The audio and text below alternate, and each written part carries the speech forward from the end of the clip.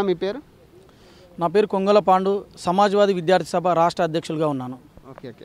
ఇప్పుడు కరోనా అనేది ఎంత ఎంత వ్యాప్తిగా ఉందంటారు? ఎంత ఎక్కువ ఉందంటారా, తక్కువ ఉందంటారు? ఇప్పుడు కరోనా అనేది మానవాళి మొత్తాన్ని మేము పుట్టినప్పటి నుండి మొట్టమొదటిసారిగా భయపెట్టినటువంటి ఒక డేంజరస్ ఒక రోగం అని చెప్పొచ్చు మనం. కరోనా వచ్చినప్పటి నుండి ఈ రోజు వరకు ఆర్థికంగా అన్ని విధాలుగా జనాలందరూ నష్టపోయారు. ఈ తరుణంలో కరోనాకి భయపడి జనాలందరూ తిరుగుతున్నటువంటి ఈ సమయంలో ప్రపంచవ్యాప్తంగా కానివ్వండి, మన దేశంలో కానివ్వండి, కేంద్ర ప్రభుత్వం కానివ్వండి, వ్యాక్సిన్ వచ్చేస్తుంది, అందరినీ కాపాడుకుంటాం, దేశంలో ఉన్నటువంటి బడుగు బలహీన వర్గాల నుంచి మొదలు పెడితే అన్ని రకాల ప్రజలను మేము కాపాడుకుంటామని తెలియజేయడం జరిగింది. ఓకే, కానీ వ్యాక్సిన్ అనేది అన్ని రకాల ప్రజలకు అందించడానికి మీ దగ్గర ఉన్న బలం ఏమిటి అనేది సందిగ్ధంలో ఉన్నది. దానికి సమాధానం ఇచ్చే స్థాయిలో కేంద్ర ప్రభుత్వం ఉందని మేము అనుకోవడం లేదు. ఎందుకంటే ఈ మధ్యకాలంలో బీహార్లో జరిగినటువంటి ఎలక్షన్లలో ఫ్రీగా వ్యాక్సిన్ పంచుతామన్నటువంటి మూర్ఖత్వపు మాటలు మాట్లాడిన కేంద్ర ప్రభుత్వాన్ని మరొకసారి హెచ్చరిస్తూ ఉన్నాము. మీకు కరోనా ఎక్కడైతే ఎలక్షన్స్ ఉంటాయో అక్కడ మాత్రమే కరోనా ఉందని మీరు అనుకుంటున్నారా, భారతదేశంలో దేశవ్యాప్తంగా ఉందని మీరు అనుకుంటున్నారా అనే విషయాన్ని మీరు వెల్లడించాలి. బీహార్కి వెళ్ళి అక్కడ ఎలక్షన్స్ ఉన్నాయి కాబట్టి మీకు వ్యాక్సిన్ వచ్చింది, మీకు ఫ్రీగా పంచుతామని ఓట్లు వేయించుకోవడం కాదు.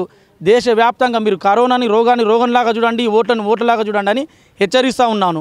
మీకు నిజంగా భారతదేశం పైన చిత్తశుద్ధి ఉంటే భారతదేశంలో గ్రామాల స్థాయి నుంచి ప్రతి ప్రాంతంలో హైదరాబాద్ నుంచి మొదలుపెట్టే ఢిల్లీ వరకు, లక్నో వరకు ఎక్కడ కరోనా ఉందో పూర్తి స్థాయిలో మీరు వెల్లడించాలి. ఏదో 4 రోజులు తదమంత్రంగా వెల్లడించడం కాదు, పూర్తి స్థాయిలో వెల్లడించి మీరు నిజంగానే చిత్తశుద్ధితో అందరికీ వ్యాక్సిన్ పంచే ఉద్దేశం మీకు ఉంటే అన్ని స్థాయిలకి వ్యాక్సిన్ తేవాలి తప్ప ఎలక్షన్లు ఉన్న దగ్గర కరోనా వ్యాక్సిన్ ఫ్రీగా పంచుతాం అనడం మూర్ఖత్వం అని నేను తెలియజేస్తా ఉన్నా. సామాన్య ప్రజలు మాత్రం మీరు వ్యాక్సిన్ ఇస్తున్నామంటే నమ్మే స్థాయిలో మాత్రం సామాన్య ప్రజలు లేరు. దయచేసి వ్యాక్సిన్ ఉందని మీరు అడ్వర్టైజ్మెంట్లు ఇచ్చి ప్రజలని నాశనం చేయకండి. వాళ్ళ జాగ్రత్తలో వాళ్ళు ఉన్నారు కాబట్టి భారతదేశం ప్రస్తుతానికి ఈ స్థాయిలో ఉన్నది అని నేను తెలియజేస్తున్నాను. అంటే ఇప్పుడు వ్యాక్సిన్ అయితే 3 వ్యాక్సిన్లు ఉన్నాయి అవైలబుల్ అనేసి అంటున్నారు కదా, సో ఆ వ్యాక్సిన్లు ఎప్పుడు వచ్చే ఛాన్సెస్ ఉంటాయంటారు? మ్యాక్సిమం వ్యాక్సిన్ గురించి మనం మాట్లాడుకుంటే నాకు నవ్వు వస్తుంది. ఎందుకంటే కరోనా వచ్చిన స్టార్టింగ్లోనే అన్ని మీడియాలు, తెలంగాణ ప్రాంతంలో ఉన్న మీడియాలు అన్నీ కూడా వ్యాక్సిన్ వచ్చింది కరోనా విజృంభిస్తున్న టైంలో కూడా అన్ని మీడియా ఛానల్స్ వ్యాక్సిన్ వచ్చింది అని చెప్పడం, మళ్ళీ ఒక 2-3 డేస్ తర్వాత రాలేదు వస్తుంది, ఇట్లాంటి అన్ని కళ్ళబొల్లి మాటలు చెప్పి మీడియా కూడా నవ్వులపాలైంది.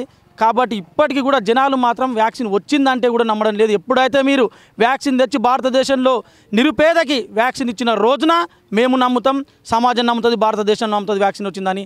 అంతటి వరకు ఏ స్థాయిలో ఉన్న వ్యక్తి వచ్చి చెప్పినా కూడా నమ్మడానికి సిద్ధంగా లేమని తెలియజేస్తా ఉన్నాను. ఇప్పుడు వ్యాక్సిన్ వస్తే సామాన్యులకి ఎంతవరకు అందుబాటులో ఉంటుంది అంటారు? రేట్లు కానీ ఇవి కానీ? వ్యాక్సిన్ వస్తే భారతదేశంలో మనకు తెలియని విషయం కాదు. వ్యాక్సినే కాకుండా ఏ వస్తువు వచ్చినా కూడా ఉత్పత్తి పెట్టుబడిదారుల చేతుల్లోనే ఆ వస్తువులన్నీ ఉంటాయి. అదే కోమాలో ఇది కూడా ఉంటుంది. కాబట్టి వ్యాక్సిన్ వస్తే మధ్యతరగతి కుటుంబాలకు కానీ నిరుపేదలకు కానీ అది అందే పరిస్థితి లేదు. దళారీ వ్యవస్థ చేతికి అది అందుతుంది, పెట్టుబడిదారి వ్యవస్థకి అది అందుతుంది. కాబట్టి దయచేసి ప్రజలందరూ గుర్తుపెట్టుకోవాలి, మూర్ఖత్వపు ఆలోచనలో ఉన్నటువంటి ఈ ప్రభుత్వాలు తల దించుకొని మన దగ్గరకు వచ్చి వ్యాక్సిన్ ఇవ్వాలంటే ఓటు అనే బలం మీ దగ్గర ఉన్నది, అది చూపిస్తే మాత్రమే వ్యాక్సినే కరోనానే కాదు, దానికంటే ఎంత పెద్ద రోగం వచ్చినా కూడా తట్టుకోగలం. అంతేకాకుండా ఇట్లాంటి మాటలను మనం వింటూ పోతే ఇబ్బందుల పాలవుతామని తెలియజేస్తున్నాను. ప్రస్తుతం కేసులు హైలో ఉన్నాయంటారా, తక్కువలో ఉన్నాయంటారా? కరోనా స్టార్టింగ్లో వచ్చినప్పుడు కేసులను చూపించినంత ఈజీగా ఈ మధ్య మరి కేంద్ర రాష్ట్ర ప్రభుత్వాలకు కరోనా కనపడతలేదా మాకు అర్థం కావట్లేదు. ఎక్కడ కూడా ఏ పేపర్లో కూడా కరోనా డైలీ అప్డేట్స్ లేవు అని నేను అంటే రీసెంట్ కూడా మనకు కనపడుతున్న అప్డేట్స్ వాళ్ళు ఇవ్వడం లేదు. మరి దాంట్లో అంతరార్థం ఏందో కేంద్ర రాష్ట్ర ప్రభుత్వాలే చెప్పాలి.